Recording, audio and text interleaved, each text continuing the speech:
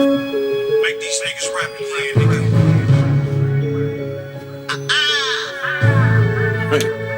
Hey, I'm walking niggas down with that 4 pound when they go down. That Pakistan chop and knock his forehead to the low ground. Daily when birth, blood spreading through the turf. But it's a lot of niggas there, what's always fucking up that work. oh, Fucking over that bass niggas hitting. Hold on. playing crazy like a kid. What up, though?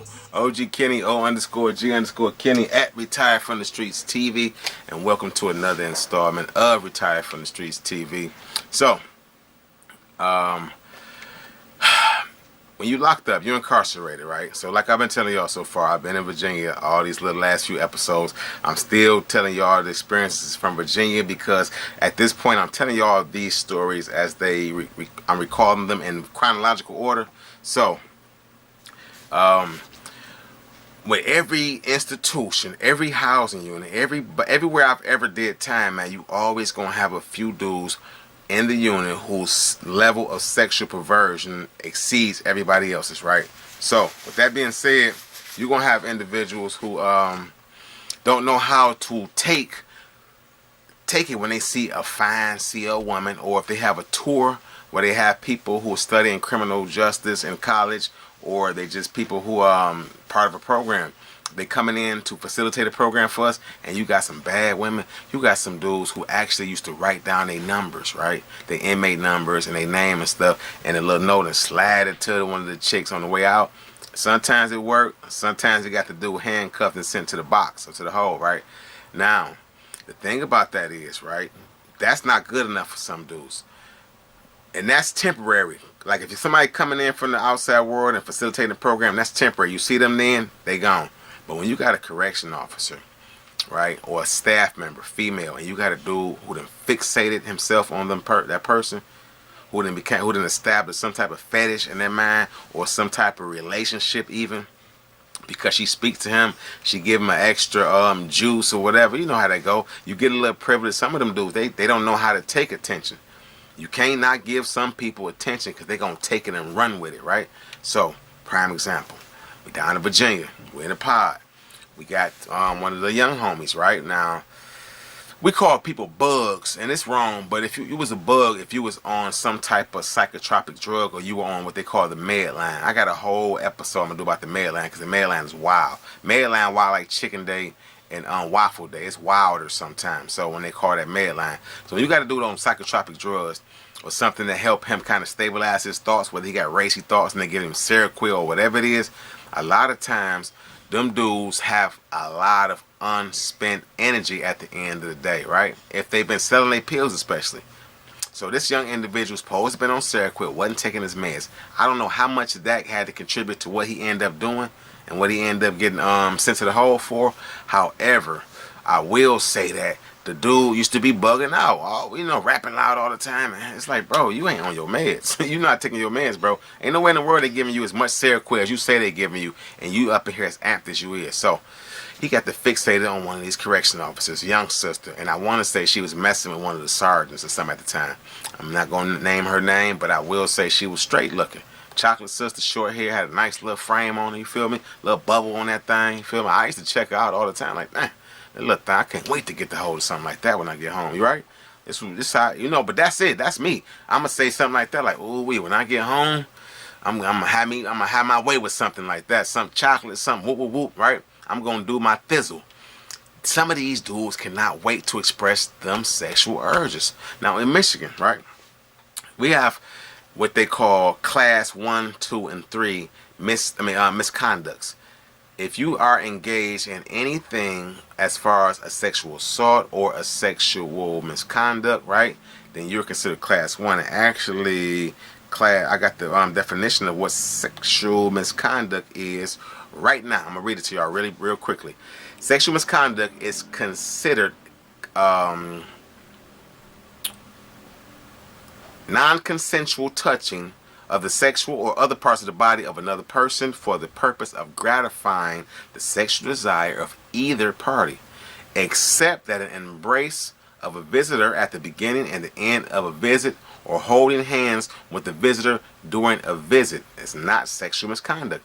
Intentional exposure of the sexual organs to another person in a location or manner where such exposure has no legitimate purpose, right? And I thought, from a legitimate purpose, how you gonna legitimately? But I get what they're saying. If you're in a medical facility and they need to check you out for an infection, or you had an injury or something, then of course you have to expose yourself for medical purposes, right? So that's legitimate.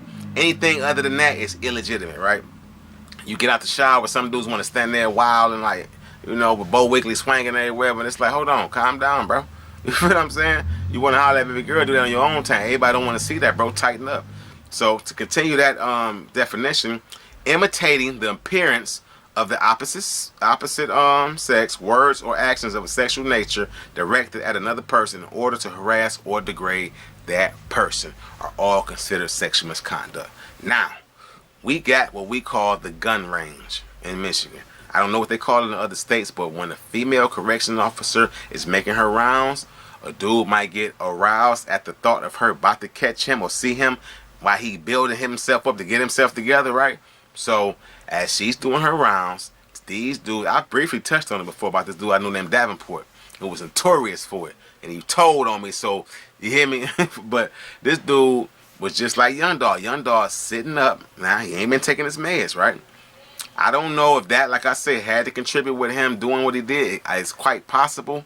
However, we heard this once. We heard her. We heard the young lady. She screamed a little bit and said, listen, don't you ever in your life do that again. Next time I come around here, have yourself together with your clothes on. So we like, what the heck? So when we holler at him, we like, what you was doing in that bad boy? She didn't write him up. He's like, my bad, you know, he explained it off, I guess, to her. And she's like, I don't want to hear that. You know it's count time. Boom, right? Because she's making her count rounds. We hollered at Young Dog later on, like, dog, what you was in there doing? You was bucky naked when baby girl made her rounds earlier. Like, no, man, look, she was peeking, bro. She knows she liked it, bro. She saw that mud hitting that knee. All this little weird stuff. Like, bro, that's not what's up. For one, I'm in my nation building zone. Like I told you, I was going through a phase of cleansing around that time. So I wasn't doing a lot of cussing. I wasn't doing a lot of eating meat. I was in my studies heavy, and I was really on the protectiveness of the sisters and all that. I was really wholeheartedly on that. So like, this is a young sister. She coming to work to get her money, and she cool. She don't sweat nobody. She stay to herself. She speak.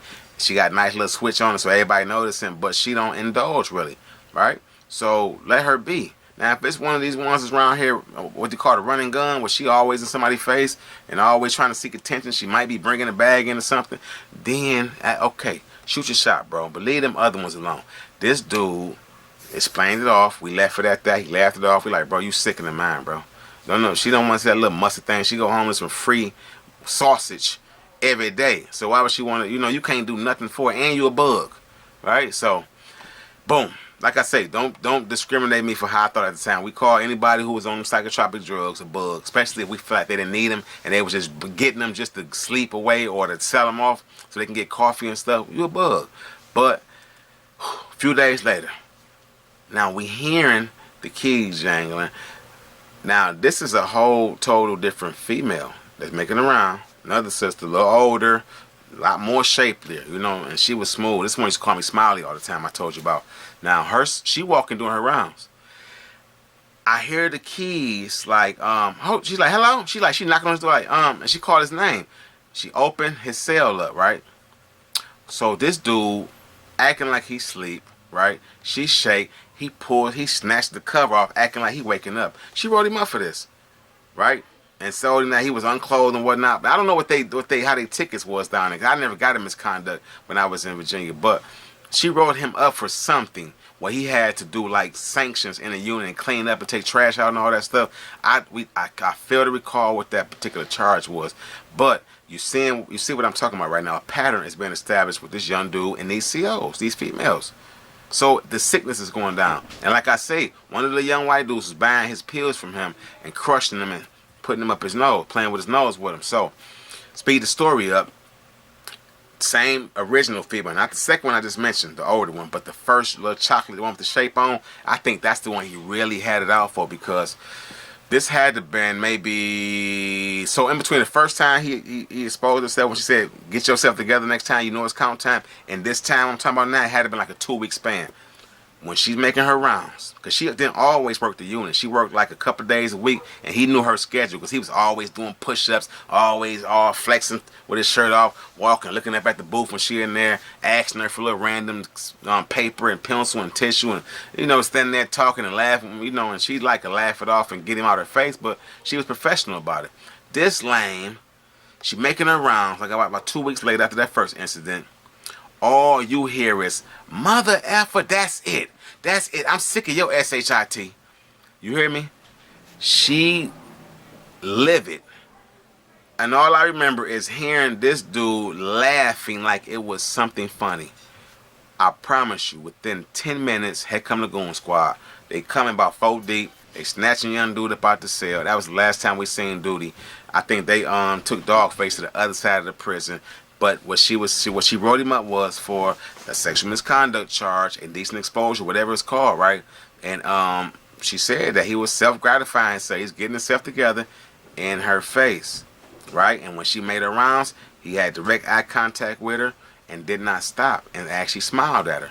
She had enough of this lame, this freak stuff. Now, I know plenty of dudes who love to be in the gun range.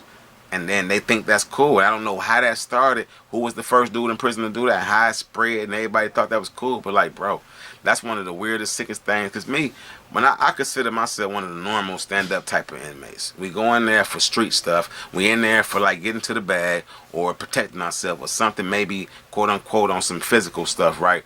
But we ain't in there for perversions. We're not in there for victimizing people, vulnerable people, taking advantage of people, whatnot. We usually in there for trying to get that bag or trying to protect ourselves or going to handle something in defense of ourselves as well, right? You said this, oh, I'm pulling up, I'm on your head. So dudes like that not thinking about pervert most of the time. They're thinking about, let me try to knock baby girl, see if she gonna bring this bag in, see how we can make some bread together, and by the time I get home, she's straight and I got a little plug down here. I might be able to run it up through her still if she keep it smooth while I'm doing what I'm doing. And also I got me a nest egg to come home to. I never ever, you understand what I'm saying, got used to hearing about dudes doing that. Like weirdo. I know a dude named Tuggy. I had to tell y'all Tuggy whole story. Tuggy was a mud, and he got his name just from tugging. You understand what I'm saying? Being a freak pervert in prison. You got so many of them dudes, and what happens is usually they go to the hole, they smack them on the wrist. They might get a few weeks in that bad boy. They get out, and I think they need to be popping them dudes upside the head the same way they do these perverts in the street for them sex charges. Pop them upside y'all head. You feel what I'm saying? And with that, with some time, some extra time, so y'all can cut that out, because I don't think it's cool. And if dudes don't get under them urges under control in prison while they're incarcerated, 9 times out of 10 they come home and commit some type of sexual act or some type of sexual perversions towards somebody, and sometimes it quite possibly could be somebody underage. So I don't never sympathize with dudes in there on that type of time.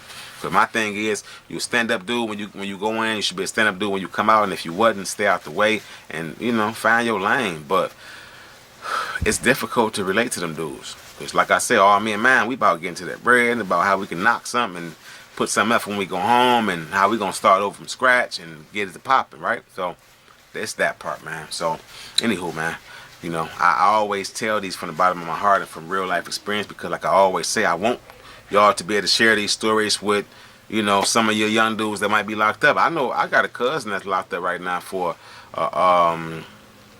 questionable crime, right? And it was his word against her word against his, and I didn't agree with how the court case turned out, but I always tried to give him this type of insight when he called home. And we ain't talked in years, and I still love him, but he ain't want to follow the rules. He ain't want to listen to Big Cuz.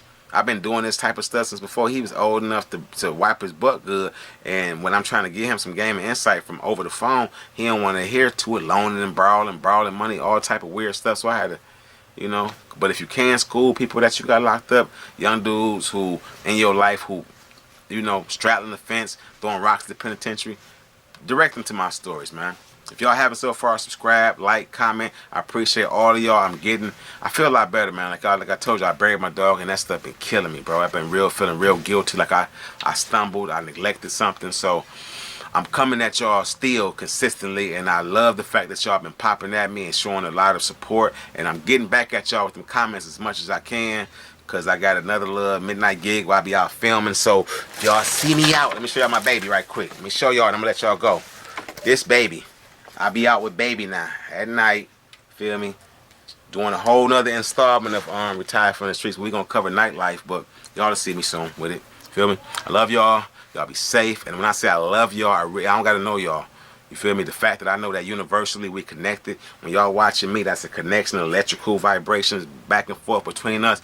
Energy is being exchanged, thoughts are being exchanged. When y'all get in the comment section, we're connected as one on the universal level. That's why I say I love y'all, man.